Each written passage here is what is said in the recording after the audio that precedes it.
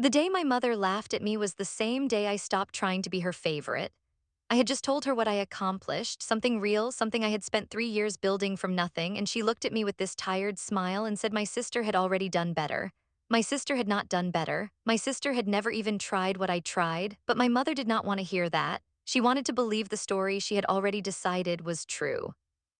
I sat in her kitchen that afternoon holding a folder of documents that could have changed everything she thought she knew, and I said nothing. Not because I was afraid, but because I was finally ready to let the truth come out on its own schedule. Before we get into what happened, I want to ask you something honestly. If your family spent years telling you that your success did not count, that someone else in the family was always the real one who worked hard, and then one day you had the proof in your hands that they were wrong about all of it, would you show it right away, or would you wait for exactly the right moment? Think about that while you listen to this story. My name is Nadia. I was 29 years old when the most important day of my professional life happened, and my mother spent it talking about my sister Priya. That detail matters, not because I am still angry about it. I am actually not angry anymore. But I want you to understand from the beginning that what happened between me and my family was not one bad day. It was a pattern I lived inside for most of my life, and that one afternoon was just the moment I finally saw the whole picture clearly. I grew up in a mid-sized city in the American South with my parents and my older sister Priya, who is 4 years older than me. My father worked in insurance and my mother stayed home until we were in middle school, then went back to work part-time at a dental office. We were not rich, but we were comfortable enough. We had a house, 2 cars, vacations every other summer, and a family dinner almost every night. From the outside, we looked normal. From the inside, there was a quiet rule that no one ever said out loud, but everyone seemed to know. Priya came first. It was not cruelty exactly. My parents were not mean people. They did not scream or hit or lock doors. But there was a difference in the way my mother looked at Priya versus the way she looked at me, and I noticed it when I was maybe 7 years old. Priya would come home with a B on a test, and my mother would light up and say how proud she was. I would come home with an A, and my mother would nod and say good, but the light in her eyes was different. It was quieter. Like my success was expected, and Priya's was special. As we grew up, that gap became its own kind of weight. Priya was social and funny, and she knew how to work a room in a way I did not. I was quieter, more serious, better with numbers and plans. Priya was better with people and first impressions. My mother valued what Priya had. She did not say she did not value what I had, but the difference in attention was clear enough. Priya's school projects got framed on the wall, mine sat in a drawer. Priya's sports games got both parents in the stands. My academic competitions got one parent if I was lucky, and usually just a quick question at dinner about how it went. I told myself for a long time that this was normal. I told myself that Priya needed more attention because she was more outgoing and louder. I told myself that my parents were not playing favorites, they were just responding to what was in front of them. But there was one moment in high school that I cannot explain away. I was 16 and I had just been offered a scholarship for a summer science program at a university 2 states over. It was competitive, only 20 students were selected nationally, and I was one of them. I came home and told my parents at dinner. My father smiled and said that was wonderful. My mother said that was nice, then turned to Priya and asked whether Priya had heard back from the cheerleading tryout results.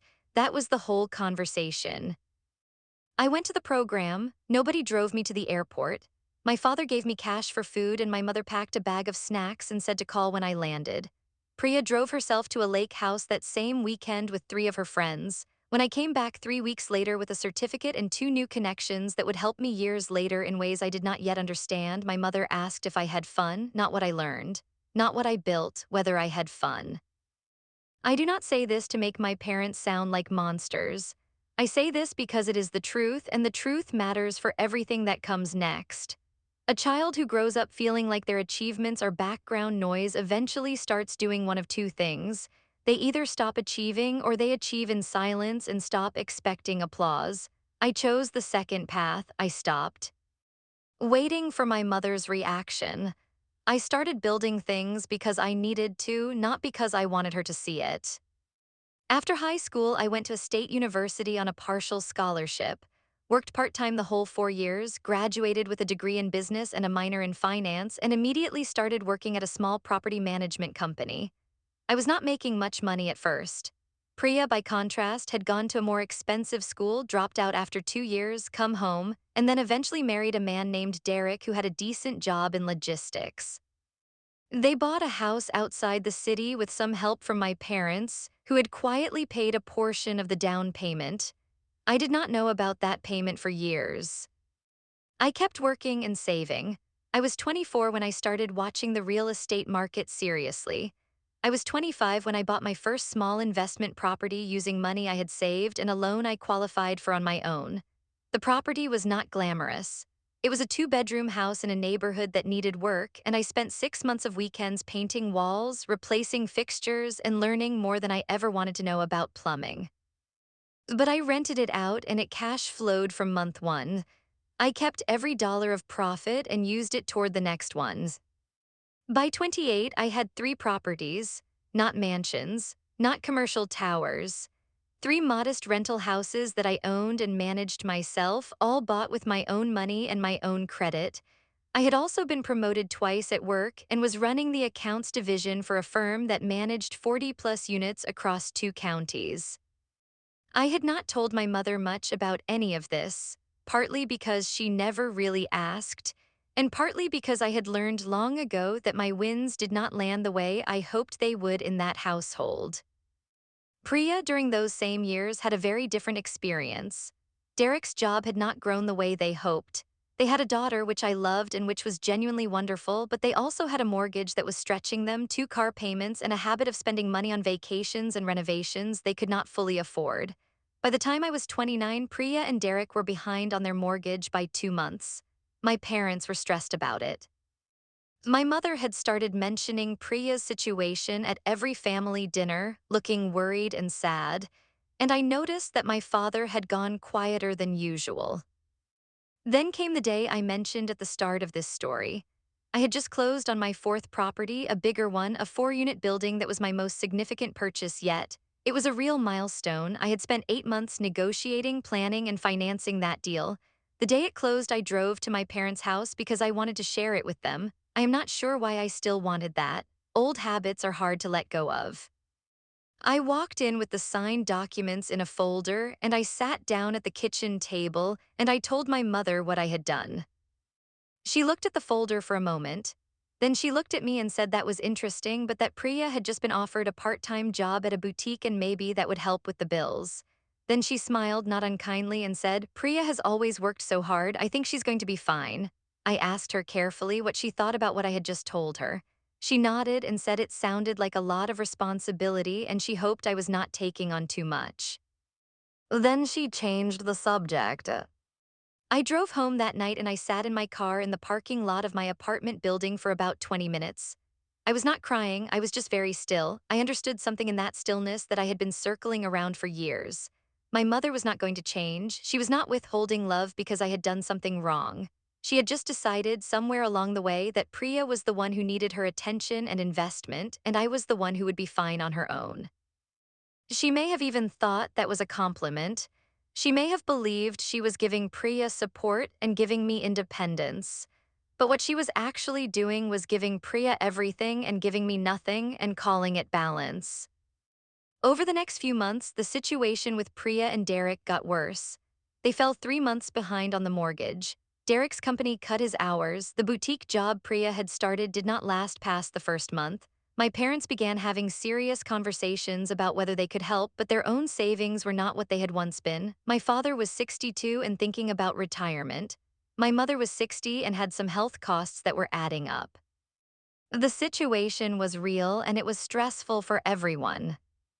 Then one Sunday afternoon, my mother called me and asked if we could talk. I said yes and came over. She sat me down at that same kitchen table and she told me about Priya's situation in careful detail, as if I had not already heard most of it at every family gathering for months. Then she asked me if I could help.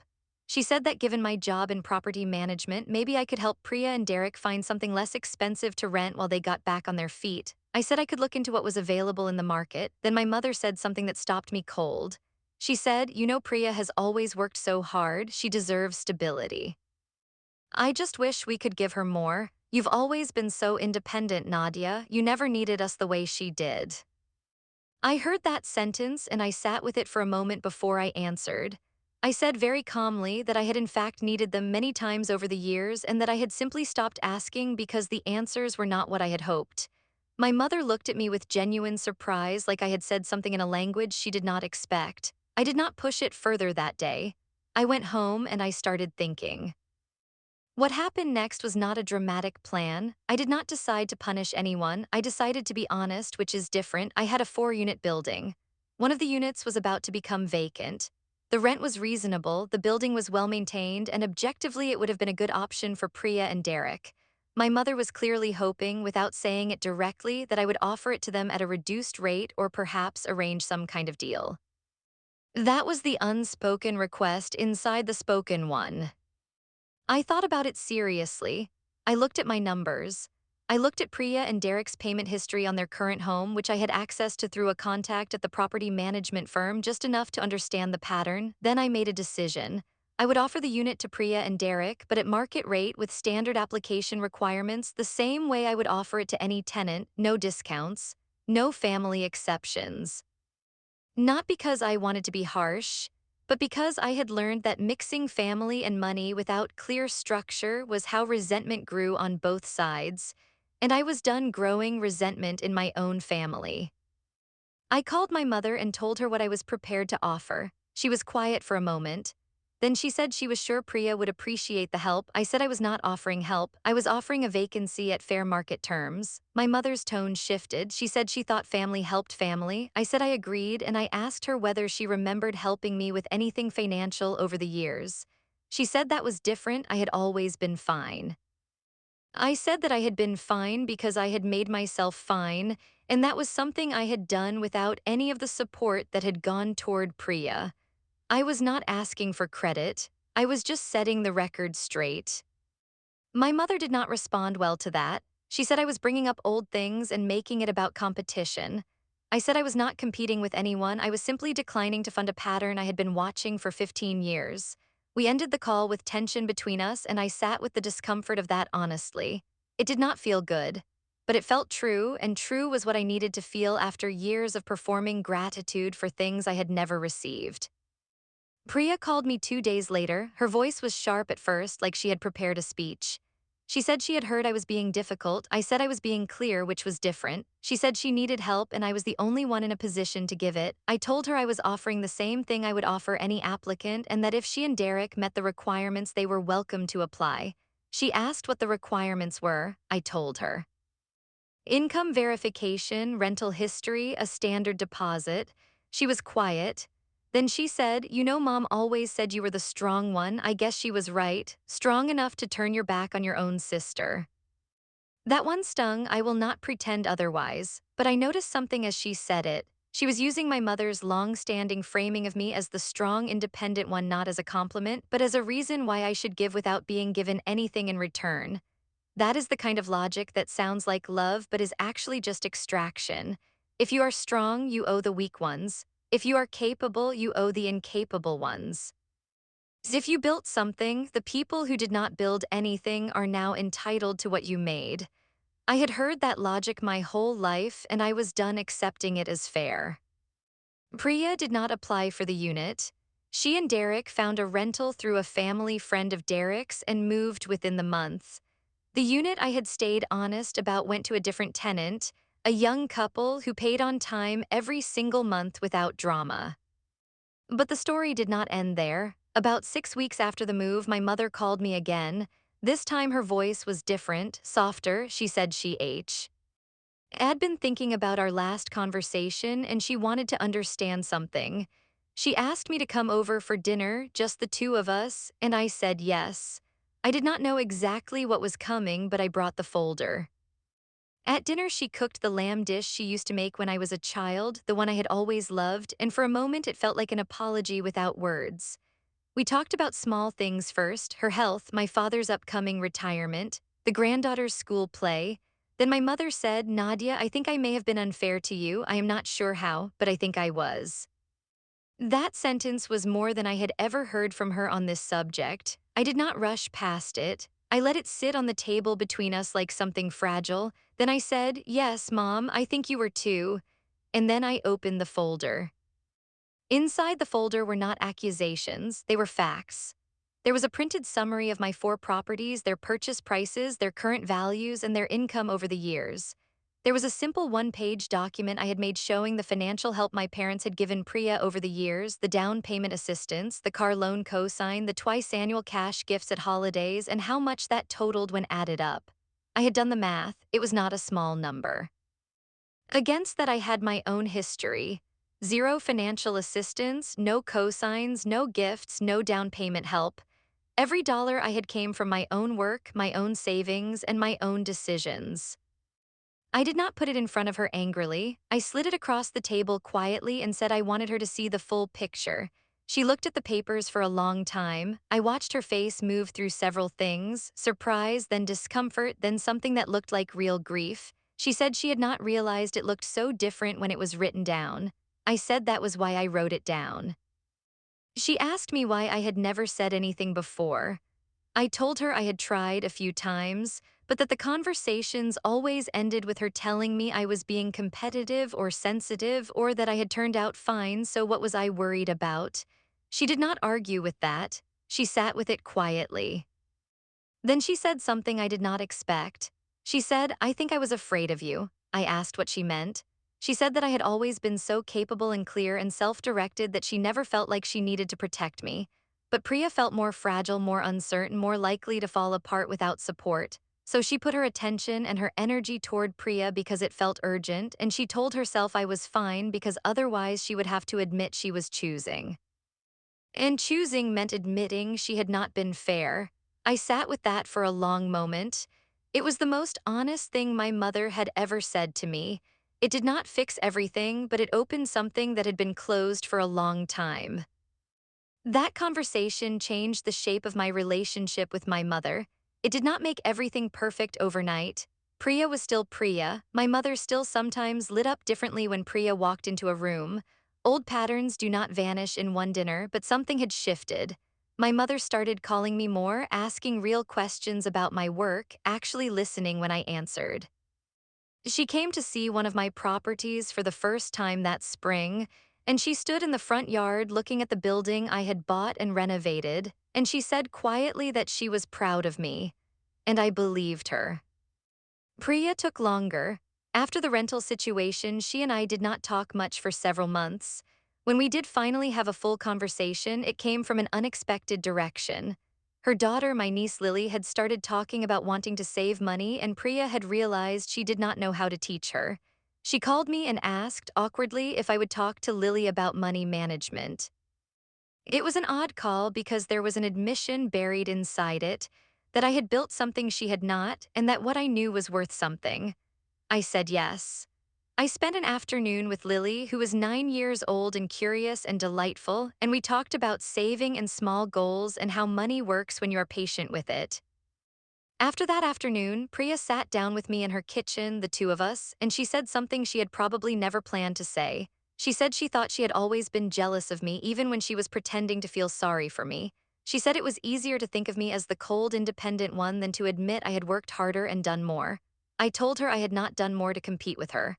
I had done more because I had no one to fall back on.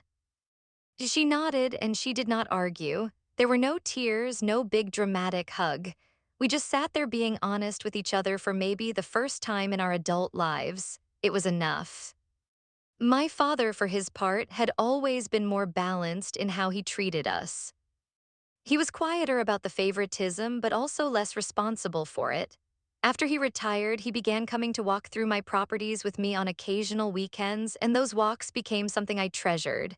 He would ask careful questions about the numbers and nod when I explained my thinking. He told me once, standing outside the 4-unit building, that he wished he had paid more attention sooner. I told him I was glad he was paying attention now. I want to be clear about what I did and did not do through all of this. I did not blow up my family. I did not post about them online. I did not call lawyers or change locks or write long letters to everyone who had ever wronged me. What I did was simpler and harder at the same time. I told the truth. I held my boundary, I let the proof speak without screaming. I refused to pretend the pattern was not real, and I also refused to let anger at the pattern consume everything good that was still available. By the time I turned 31, I owned 6 properties. My mother had become one of my biggest supporters. She told her friends about my work with visible pride. She called me before she called Priya when she had a question about something important. That shift was not something I chased. It was just what happened when the truth was finally on the table and the people involved were capable of facing it. Priya and Derek stabilized. Derek found better work, and Priya eventually started a small online shop that did reasonably well. They did not need saving, which I had believed all along. They needed to stop being enabled and start standing on their own. That is not a comfortable truth for a family built around protecting one child and overlooking another, but it is the truth. The folder I had brought to my mother's dinner table that evening stayed on her kitchen counter for the rest of the week. She told me later she had read through it 3 times. She said the second time she read it, she cried. The third time she read it, she felt something she described as shame, but also as clarity. She said seeing it all written down made her understand that what she had called love for Priya had also been a way of avoiding guilt about me. And that guilt had kept her from seeing me clearly for a very long time. I kept that folder, I still have it, not as a weapon, not as something I need to wave around to win arguments. I keep it as a reminder of the thing I almost let go of, the truth of what I had built quietly and alone, and the right I had always had to be seen for it. There is something I want to say to anyone who has lived a version of this story. You may be the one in your family who was called strong as a way of explaining why you got less. You may be the one who built things in silence because applause never reliably came. You may be the one who was told you were fine when what you actually needed was to be asked, specifically and sincerely, how you were doing. That experience leaves a mark. It creates a kind of loneliness that does not come from being alone, but from being unseen inside a crowd of people who share your name. The answer I found was not revenge, it was not punishment, it was documentation and clarity. It was saying calmly and with evidence, here is what I built, here is what was given, and here is the difference. It was refusing to pretend the math did not add up the way it did. It was letting the truth do what screaming never could, which is actually make people think. I did not need my mother to feel guilty forever. I needed her to see me once, clearly, with all of it on the table. When she did, the relationship could finally become something real. Not the performance of family, not the roles we had all been cast in since childhood, but something more honest and therefore more valuable. The day she stood outside my 4-unit building and said she was proud of me, I did not cry. I smiled and said thank you and meant it. It was not the applause I had wanted at 16 or at 23 or even at 29. It was something better, it was real. I want to leave you with one question before you go. If you had spent years being the capable one, the one who built everything on your own while the attention and the resources went somewhere else, and then the people who overlooked you finally saw the truth, would you be able to accept that late recognition as something genuine? Or would the years of silence make it impossible to receive? I think about that question a lot. Leave your answer in the comments, because I believe a lot of people watching this story have their own version of it.